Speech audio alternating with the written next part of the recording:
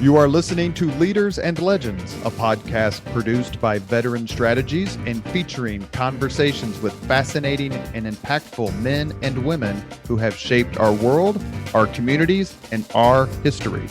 My name is Robert Vane, Principal of Veteran Strategies, and your host for our discussion.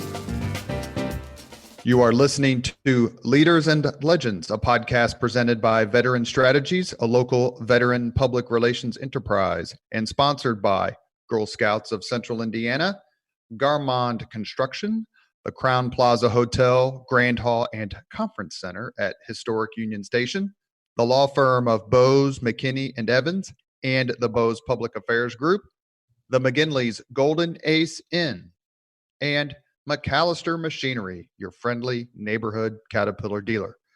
For all your equipment needs, sales and rental, please visit McAllister.com. We're also pleased to announce our podcast is now a member of the All Indiana Podcast Network in partnership with Wish TV. You can find Leaders and Legends at allindianapodcastnetwork.com. Our guest today, Julie Goodman, CEO of Arts Council of Indianapolis. Our co-host, we brought her back after a long sabbatical, Danielle Shockey, CEO, Girl Scouts of Central Indiana. We have missed her terribly, and we are so thrilled to have her on this podcast.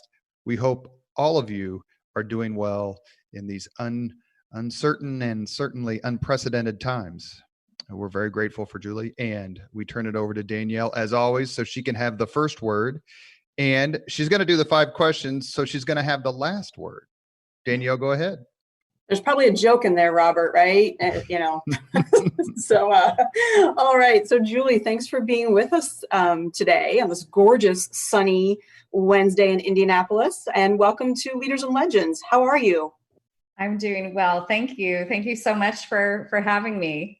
Oh, good. So I hope you've taken a look at the other podcast guests. You're in great company, really great company. But today is about you and what you do with Arts Council of Indianapolis. You've been there for not a very long time. So maybe let's start with just a little bit for our audience who may not understand, one, what is the Arts Council of Indianapolis? So just some real basics around the mission, the work, if you want to get into some of the major themes of, activities that you do, but also a little bit about yourself, if you don't mind. Well, sure. Thank you. Thank you so much. Well, I guess the first thing I should say is I was a Girl Scout. So I feel, yes. And I was a Girl Scout leader, of my daughter's troop. So thank you for what you do. And I also have a long history in public relations, Robert. So we have that in common. The Arts Council of Indianapolis is the local arts advocacy and services agency for Central Indiana. And our origin story is important, I think, for folks to understand just in terms of our relationship and our partnership with the city of Indianapolis. And the Arts Council was created in 1987. And it came from a realization in the mid-'80s that we were the largest city in the country without a local arts council. So Mayor Hudnut asked for a group of community leaders to evaluate this, to come up with some a charter and a mission for this. And in '87, the Arts Council was created. And our first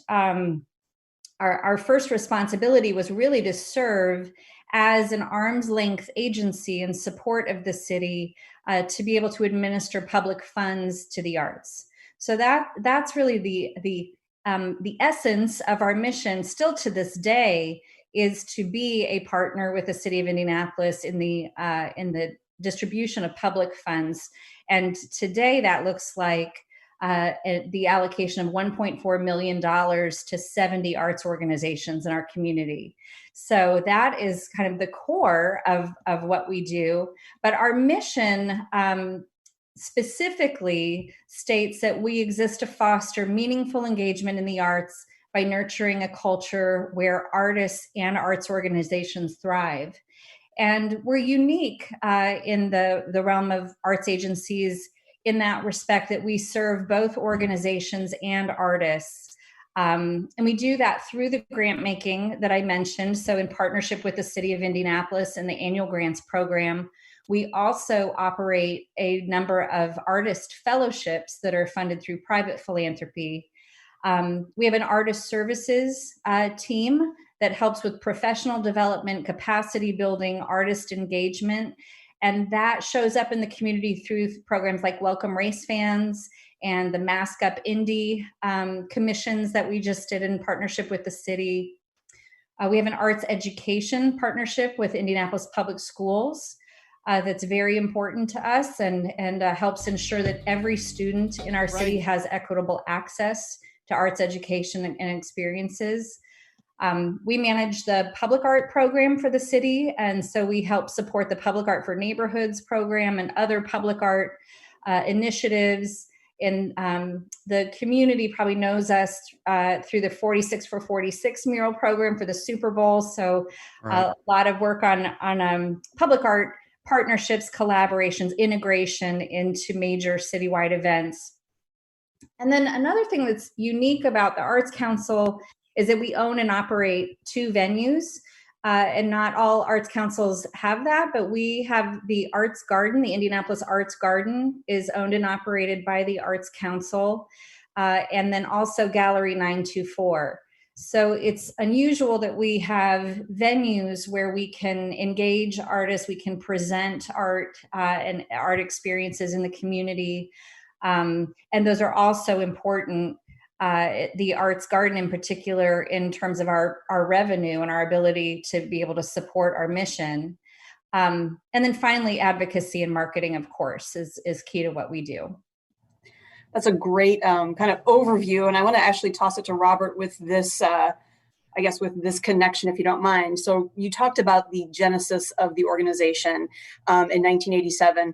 And Robert, you always talk about on these podcasts what our city was like and what were some of these kind of catalytic changes. And so maybe for our listeners, Robert, I'm thinking, what else was happening? I mean, I think even in the history of the Arts Garden on the Arts Council, on your website, you talk about the Pan Am Games and 1980 and our city. And so, Robert, maybe give some, if you don't mind, some historic context to why this fit in and how it fit in.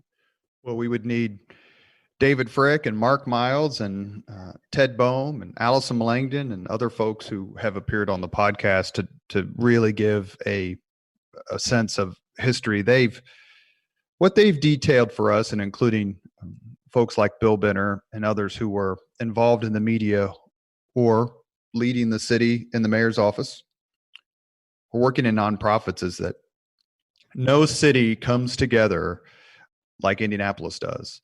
And the spirit of volunteerism, of which both of you, I'm sure, are very, very familiar, is second to none when it comes to Indianapolis and other cities. 1987, the Pan Am Games were held, and I didn't know what the Pan Am Games were. My only connection was the fact that I had to move out of my Army barracks at Fort Ben Harrison to house the athletes coming from other countries. And none of us knew why we were moving. We didn't know anything about it.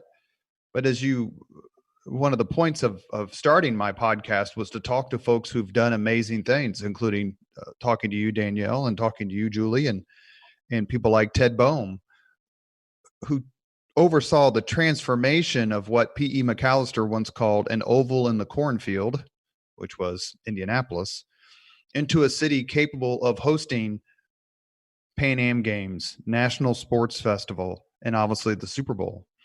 And the arts were a huge component of that. I remember seeing the Arts Garden and thinking, why is that in Indianapolis? Why is that not in, insert cosmopolitan city here? But it belongs here, and it's in terrific hands with the Arts Council. And just walking through it shows you the influence that the Arts Council has on it. Yeah, thanks for that, Robert. I think, again, setting that context of time and place for our listeners probably helps tell the story, Julie, of really probably how far the organization has come, which was really going to be my next question. And forgive me, you've been with the organization as CEO for about 1.5 years. Is that timeline about right? Yeah, I joined in March. March was my 1 year, and I'd been back in Indianapolis for 2 years prior to that. But I actually, I grew up in Indy. Indy is my hometown. But I actually left Indianapolis to go to school right as the Arts Council was being created. And went to Miami University and ended up in Cincinnati from there, and spent most of my professional career in Cincinnati, coming back to Indianapolis, benchmarking what was happening in Indianapolis based on some of the work I was doing there, and then had the opportunity to come back with Strata Education Network. So that's been my journey back to Indianapolis, but it's great to be home. Well, welcome back. We're happy to have you back, and I think Robert and myself, we're all Indy natives, so it's like we're a little club here. So shifting gears just a bit. Yeah. So being nonprofit leaders as we are, and I think Robert introduced us both as that way, this COVID environment has created a number of challenges, but certainly one of them is being a nonprofit. And I know you've had some recent successes, and there's been some dollars that have been, frankly, earmarked for arts, which I also think is a great mark of a great city, that people remember that we need to take care of the arts as we do our youth and so forth. So talk to us a little bit about, because it's hard not to. It's hard not to talk about COVID. So talk a little bit about how it's impacted your work, how it's potentially caused you to do things a little bit differently, think about your future differently, and those dollars that have been potentially life-changing for the artists. I mean, that's certainly an employee set that could be very impacted without the nonprofit support. Absolutely. Well, I think it's changed us. It's changed so much for everyone. But I think just going back to our mission, and this, our work to nurture a culture where artists and arts organizations thrive. I think it's just important to ground us in where we started. So, and where we are as a sector, just to help give some perspective. So before COVID, we were in an absolute renaissance in terms of arts and culture in Indianapolis, and we really were and are thriving and will again. But the nonprofit sector, which is what we represent at the Arts Council, generates $440 million in annual economic impact. We support 30,000 jobs.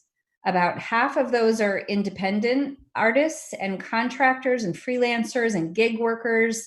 And then about half of those are affiliated with organizations. And then we also generate within that about 48 million in city and state revenues annually. So it's important when we talk about the impact of COVID to understand the impact in that bigger picture, in that landscape. But obviously, it, like everyone, it has been absolutely devastating. March 13th will be forever burned in my brain and my heart as the first phone call that we helped host with arts leaders, which really started us on this path of recovery and relief work with the sector. But for the Arts Council, I mean, we pivoted, like so many organizations. We pivoted, 180 in focusing our energy, our service to the sector, our service to the community against COVID relief and recovery, and then integrating that into our core work, which continues.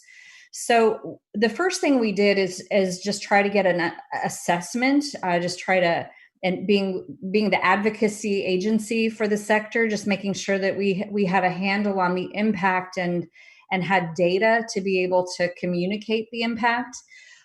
So we did we've done a number of surveys and assessments, but what all of that tells us is that by the end of June, we had experienced 20,000 event closures and cancellations in arts and culture in our city. And we know that that's now projected to be 30,000 closures and cancellations and growing by the end of September.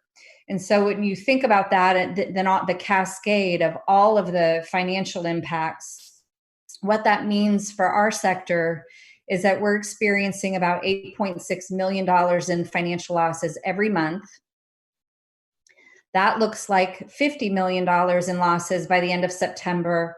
And then we also, through our assessment, understood that there was going to be an additional $20 million of expense, unanticipated, unbudgeted, unidentified expenses related to restart costs. So that was the landscape that we were operating from an impact standpoint. And from there, we worked with the sector. And I think, like so many things about Indianapolis, this has all been so rooted in collaboration and mind share and thought partnership with our other civic partners who were navigating this with their sectors, sharing across our civic partners, so much collaboration with the city, with our public health officials, and then importantly within the sector. So every Friday since March, that March 13th, we have been convening calls with between 80 and 100 arts leaders. And these have been conversations. They've been a community of support, of learning, of sharing, of bringing experts in, of sharing experience. So it's just been absolutely essential. And I think, again, just such a statement about our spirit and the DNA of Indianapolis. But that's definitely been a theme. But the first thing we focused on was relief, immediate relief for individuals, because through all those cancellations, employment evaporated for so many individuals in our community. And for artists and arts and culture workers, we knew that was going to be a real challenge, and we knew that it was going to take time for some of the federal support programs and unemployment and some of those benefits to come online. So we quickly worked to put an emergency relief fund in place, and by March 19th, we launched a fund thanks to the generosity of some incredible foundations that we have. There were 6 foundations that came forward with lead gifts of $50,000. The Alan Whitehill Clues Foundation, CICF was a part of that, the Crystal DeHaan Family Foundation, Ephraimson Family Foundation, Glick Philanthropies, and the Herbert Simon Family Foundation. And they helped seed a fund that would eventually grow to $475,000. So from March through early June, it was intended to be about a 3-month relief fund. We were able to distribute $500 rapid response grants to about, we made 950 grants in that period. So that was a rolling weekly cycle. And we were just trying to make sure we were getting resources out to individual artists and creatives in our community that were really struggling to make basic living expenses. And unfortunately, that is still true today. So that got us through the first 3 months. We're now actively working on replenishing that fund. So we have focused on some additional support and helping artists navigate the unemployment benefits. We know through our surveys that's just a complex system, and there just were some barriers and challenges to being even able to access the benefits that were available. We all experienced that, I think, with the PPP program too on the organization side. So just continuing to try to bring resources to the sector to help them know, make sure everyone was aware of the resources and support available, and then help navigating that and accessing that was key. A few other dimensions of relief included a partnership with the city. So the annual grants program, we worked with the city to accelerate payments. Those come online in the spring through the summer, and the city was terrific and worked with us to make sure that we could accelerate those grant payments in April. And so that was very, very helpful. And that's general operating support that was critical for our organizations. And then most recently, we are so grateful to the Lilly Endowment for supporting a fund that's the Restart and Resilience Fund. And this is specifically designed to help organizations with those unanticipated extraordinary expenses I mentioned. So this fund is really designed to help organizations adapt and reopen safely and adjust to what operations looks like in this new COVID-informed world. And it's nationally significant. I mean, I'm involved in a lot of conversations with Americans for the Arts. We are so fortunate to be able to have this level of support and helping our organizations have confidence, have hope, have support in being able to think about this pathway to reopening. And that work, that fund is now open, and we are accepting applications. But that's going to be a bit of a long journey to help all of our organizations reopen and adjust. So that work will be going on for about 18 months at least. Wow. Again, I can't agree more how fortunate we are as a city to have so many great organizations who do support, and the philanthropy in our city is. Girl Scouts has 111 councils in the country. I can't tell you how many would, they're very envious of what we have here in Indianapolis. And I'm sure you're finding the same. Yeah, we are very, very fortunate. So yes, it is extraordinary, and to have that, it's a $10 million fund, which is just tremendously meaningful, and yet we know we have a ways to go. I mean, this is going to be a long path to recovery. So there's more that we need to do, but that was a huge boost to the sector, and we are so grateful. What about, so through all this, right, you talk about the sector, and similar in my space, some lessons learned, we actually hope will stay with us forever. Like, we hope we'll never go back to a place where, for our example would be Girl Scouts, that you were bound by geography, that the only expert you could hear from was one that you could go and see, right in your own community. And rather, we now have Girl Scouts who the virtual learning opportunity space has allowed them to do things like hula dancing with a teacher in Hawaii, right? I mean, so we hope to never go back again. But then there's other parts where it's like, oh my gosh, camping. It's cornerstone for a lot of families and Girl Scouts and girls, and the fact that we couldn't do that, right? So we don't want to experience that again if we can help it.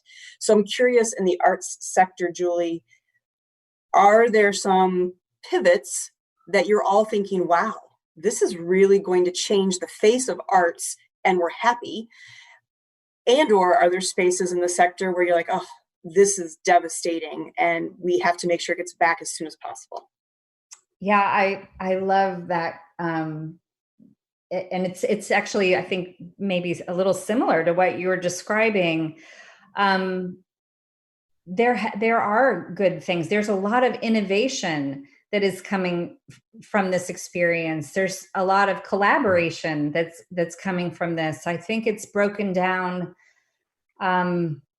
It's just brought everyone together in terms of our organizations, and helping our organization leaders get to know each other at deeper levels, understand our missions, and really rethinking mission delivery and what that looks like. Virtual content, of course, is a huge part of this. And we saw that from the very first days of this crisis. The need, the drive for artists and for arts organizations to continue to serve the community through their art, to be that source of hope and connection and inspiration. And so we, from the very first days, just tried to capture what was happening organically with this. It was a simple hashtag campaign, and it's Indy Keeps Creating. But we were trying to create a way to to be able to capture and document and share all of these amazing experiences that were starting to show up online. And so that's been really fun and inspiring to see both individual artists and how they've been doing virtual performances and how they're being supported in that, and our organizations. And so to your point, I think expanding access, reaching new audiences has been huge and a huge benefit and great learning. And I think that's what we want to hold on to, is that expanded access and the innovation and these hybrid models that are now emerging with, thanks to technology, that create a broader audience and more access to arts in our community. At the same time, I think we're all feeling the fatigue of virtual only, right? So I think it is that, like, nothing can replace live experiences, live theater, that shared experience of being in a theater with others, or in a museum environment with others, and just having those shared community experiences is irreplaceable. And I equate it to so many of us who love Hamilton. Now we can watch it in our living room, on our phone. That's amazing.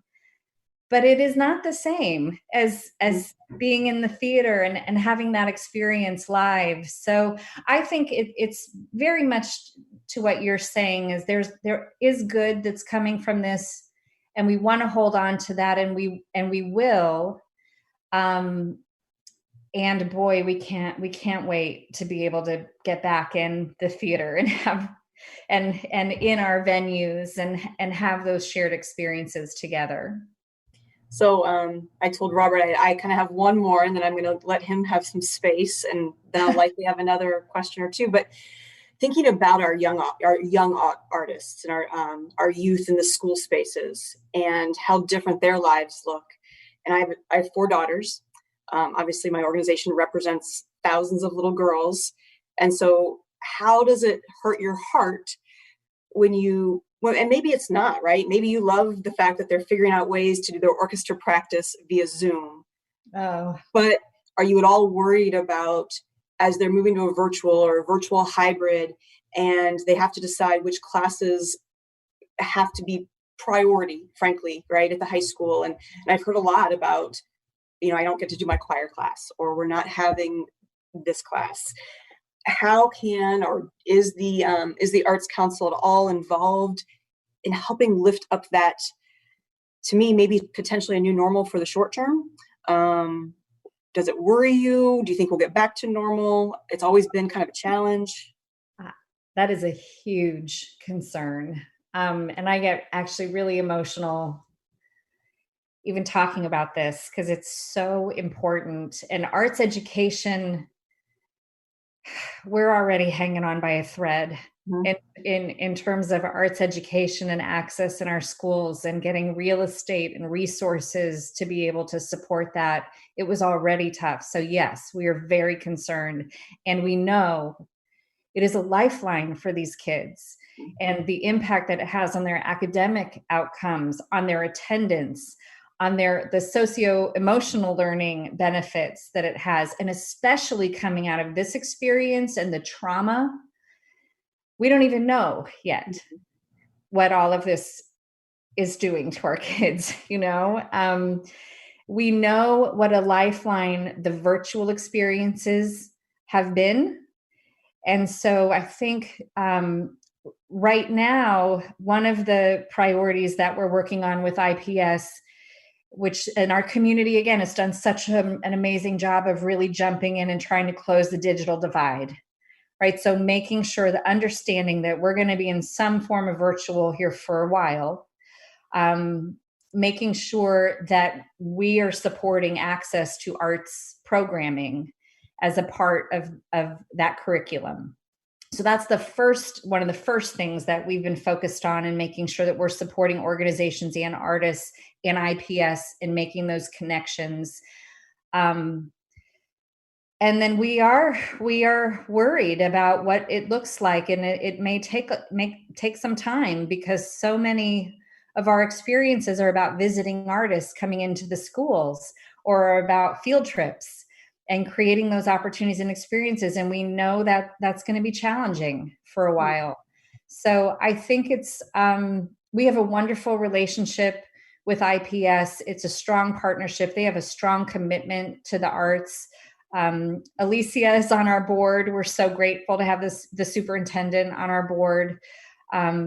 So we're hopeful, but it is an area of concern. Thank you, Danielle. You are listening to Leaders and Legends, a podcast presented by Veteran Strategies, a local veteran public relations enterprise. It's sponsored by Girl Scouts of Central Indiana, Garmond Construction, the Crown Plaza Hotel and Grand Hall and Conference Center at Historic Union Station, the law firm of Bose, McKinney, and Evans, and the Bose Public Affairs Group, the McGinley's Golden Ace Inn, and McAllister Machinery, your friendly neighborhood Caterpillar dealer. And its patriarch, who passed last year, P.E. McAllister, was instrumental in so many of the things and funding and initiatives involving the art community in Indianapolis, not to mention the Opera Awards, which I'm sure you're familiar with, Julie. Yes. It was quite a while ago, but I think the quote is still 100% on point. But during World War II, when Winston Churchill was asked to cut arts funding so that he could divert money to the war effort, he famously replied, "Then what are we fighting for?" As you encounter folks who may have to cut their philanthropic endeavors, how do you convince them, or how do you work with them to say, no, the arts are still very important? Well, I think, fortunately, we haven't been confronted by that too much so far. I mean, we have a culture of support in our city where the value of arts is pretty well understood, but there it is a challenging environment, and there are a lot of competing priorities, and we know that. So I think one of the ways, it depends on who we're talking to, but I think the economic impact and reinforcing the jobs and the number of jobs that our sector represents has been important to that conversation, because there are real impacts to our city and to our economy related to the arts and specific to cultural tourism. So there's that dimension of it, but I think the other is just the intrinsic value of the arts, and that we are, as we navigate this now intersecting crisis of, the pandemic and this focus on equity and racial justice, we need the arts to help us understand and process and express and heal and come together. And I think the arts are always essential in that work, but I think right now the arts are going to be essential. They already have been through the early phases of this, but it's going to be essential for us to come together, for us to heal, for us to move forward as a community, as a city, and as a society. So I think the essence of those comments and then the quote you shared is still absolutely true. We have a rock star nonprofit CEO as co-host, and that's Danielle. And anyone who has anything to do with the Girl Scouts now or in the past will tell you what a magnificent job she's doing. You exist in a pretty unique community.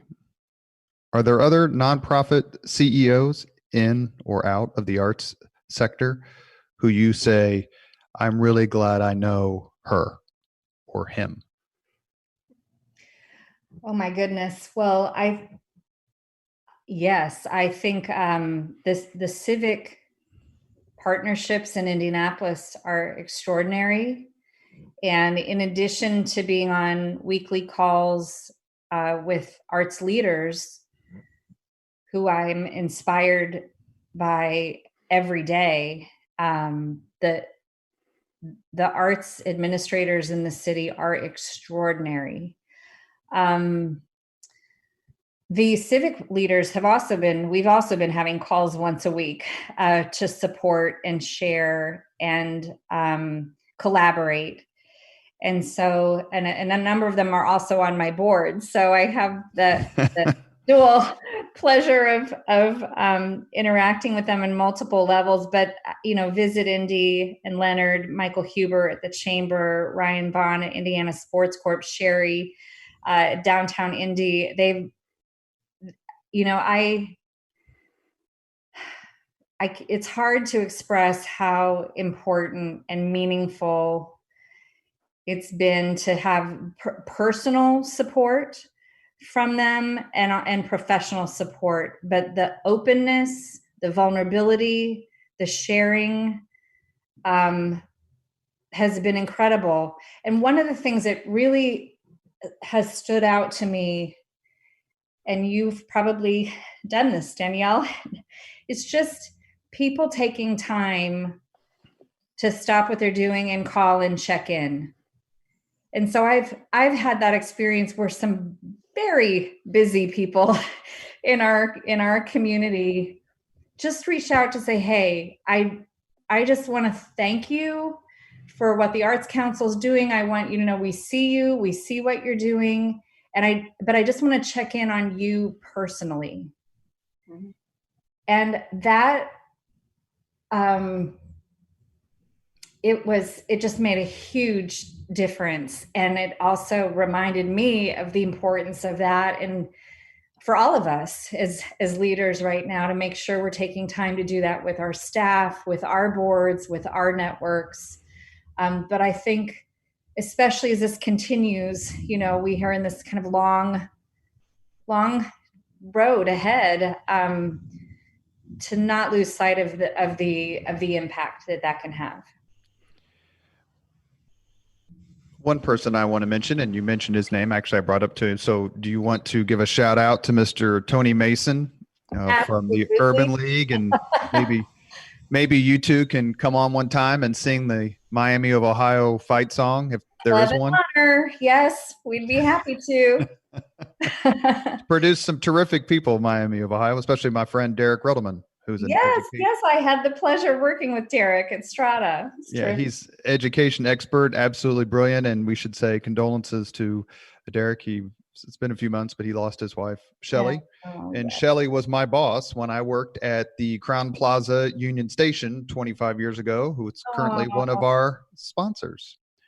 Wonderful. Okay. So I'm going to ask you a few questions that are a little more rapid fire, and then I'll turn it over to Danielle to finish out the podcast. So are you ready? Ready. If you could sing like anyone in the world, whose voice would you take? Oh my gosh. Bernadette Peters. Now, I would not have put that on my radar, but terrific voice, obviously. If you could play an instrument like anyone in the world, which instrument and whose talent would you take? Oh my goodness.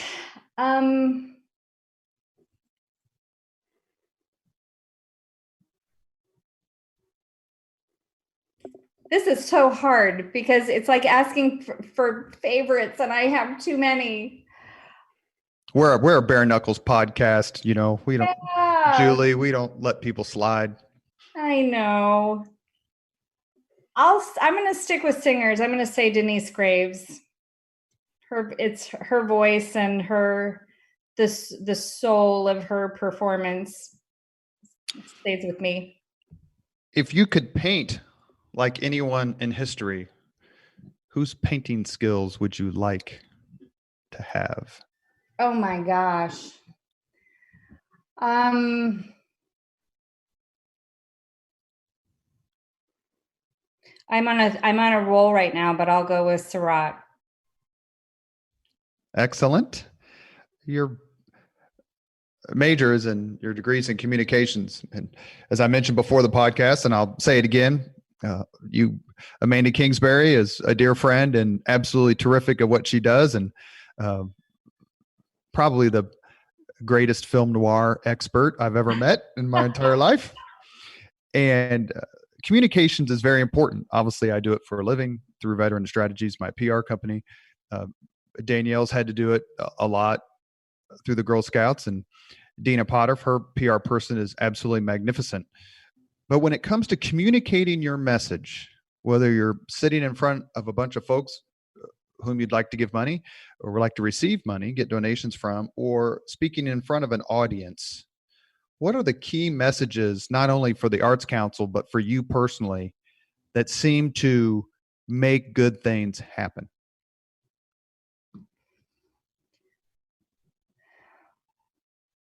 Well, specific to I guess the first thing to say is the heroes of our story at the Arts Council are the artists and the arts organizations of Indianapolis. So as often as possible, I hope to not be the one in front of audiences. My goal and our role is really to put forward and to amplify and elevate the amazing talent that we have in our community. And I think when we do that, that's what results in good things. So I think our number one responsibility, and it's why we're so fortunate to have Amanda, is just to continue to be relentless in building awareness and understanding and access to the artists and organizations that we have in Indianapolis. And when we do that and we build those relationships, we build those connections, we create those experiences, that translates into support and growth and expansion. And so that it's always all about the artists and the organizations that really are the engines of our creative economy. How would you define equity in arts funding, and inclusion in arts and inclusion in arts funding? You mentioned the wonderful Superintendent Alicia Johnson from my alma mater, Indianapolis Public Schools. And she's made it her mission, one of her missions.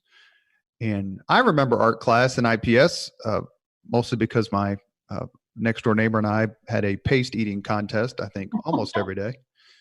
And maybe that explains a few things. But what it doesn't explain is how arts somehow, in the pantheon, the litany of things that get emphasized with education, a lot of it's technical and a lot of it's science and math. But I wouldn't even call it a softer skill, because it's not. But the arts can get lost in the shuffle. How important is it for you to have a voice like Superintendent Johnson's associated with yours? And how would you define those two things? Well, the Arts Council just a few years ago adopted a new equity statement and actually revised our funding guidelines around our equity priorities. And it is about access and equitable access to resources, equitable access to funding. And that starts with awareness of just making sure that we have relationships with all artists in our community, that they're all aware of the programs and services and the funding that's available, that we have an equitable process to administer those funds. So the umbrella over all of that is a statement that we believe Indianapolis is a city that can and should deliver on the promise of a full creative life for all. And so that's kind of a governing belief that, and a filter that we put up against every decision that we make, every priority that we set, every program and process that we operate. And we're on that journey, like so many organizations right now, to do more, better, and faster. We've made a lot of progress, but it's not enough. And so I think it's also, in terms of access, making sure that the arts are integrated into our community. And you spoke about it related to education, and it's very important to have those specific experiences in education, but also for it to be integrated into the educational experience. And Alicia, I know, believes that her kids go to Edison and have that experience of an arts integrated experience, where arts is part of the humanities, it's part of science, it's part of how they're helping kids learn all of the disciplines. And I do think that isn't adopted everywhere, but it is a movement that is underway, and it's important. And we have great examples of that here in Indianapolis. And the other is just access and inclusion, is making sure that our artistic experiences, our products, our programs reflect our whole community and all residents that we serve, all visitors that we engage. And so there's a lot of intention and work around diversity and equity in staffing, in board representation, in casting, in programming. And again, we're seeing tremendous intention and investment and care being put on this, and there's much more work that we need to do. But it's all of that. And actually, it's been really inspiring that through this process, going through the recovery process with the sector, we've created a recovery guide on reopening, and created some really deep resources for the sector around COVID-related reopening. But now we're talking as a community, as an arts community, about how do we take this structure, these forums that we've created, this community of trust and support that has been created through this, and apply that to advance these equity and inclusion and diversity goals together. So that's really the next phase of this work together, is to accelerate that, but do it in a more unified way.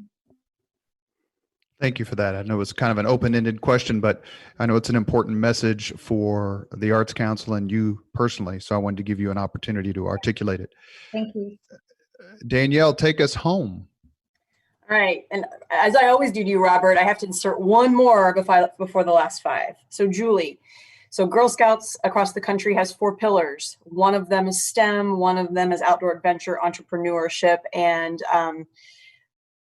if you were talking to our national organization and 112 Girl Scout CEOs, what case would you make for the insertion of the A into STEM? And for those that don't know what I'm talking about, STEM is science, technology, engineering, mathematics. But oftentimes we get the question, where's the A? Where's the arts integration? And why does Girl Scouts not insert the A, making it STEAM? Well, I love you for asking that. And I would love to help make that case. It's because the A is the amplifier for all of the other disciplines. I mean, the A creates pathways for learning and understanding and engagement. It helps address the whole child, the whole people. We all learn differently, and that creates pathways and engagement and opportunities for all of those disciplines to be more successful. and to have better outcomes. And there is so much science to use that. There's so much science and data around that now, that I would love to take that on with you, and we can have more discussion, because of my goodness, the Girl Scouts should include the A. And I'd like to say, I think most people would say we include the A a lot across all 4 of our pillars. Yes. But I think people are still looking for that very codified STEAM versus STEM. Yes. So had to ask. All right, the final 5 questions. Final 5 questions, Julie. And these are also fast, rapid fire. Oh, okay. I'll do my best. First thing that comes to mind. All right. These are easier than Robert. But Julie, every guest gets the same 5 questions. You're not going to be graded, but you're answering the same questions that Angela Brown did, and Mitch Daniels and Ted Boehm, and so you will not be graded. Got it. All right. So what was your first job? Teaching swimming lessons in my backyard. Entrepreneur, and you were at the beginning, right? It sounds like. What was your first concert? Oh my gosh, Donnie and Marie with my dad, Market Square Arena. I hope you haven't gotten him a Father's Day card and since. He took the binoculars right at the moment where he was showing his purple socks. Totally dates me, but there it is. That's not Danielle. I have to think back, but we've heard that one before. I was going to ask you, Robert. You have a good mental catalog of these responses. Well, so does Chris Spangle, and we have a special shame category for concerts. I might be entered. Yeah. Go ahead. All right, number 3. If you could suggest any book for someone to read, what book would that be? Oh my goodness.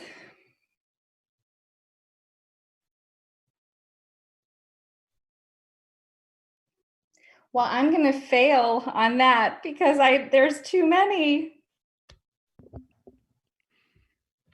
Come back to me. Let's put it a different way. What was the last book you read that really had an impact?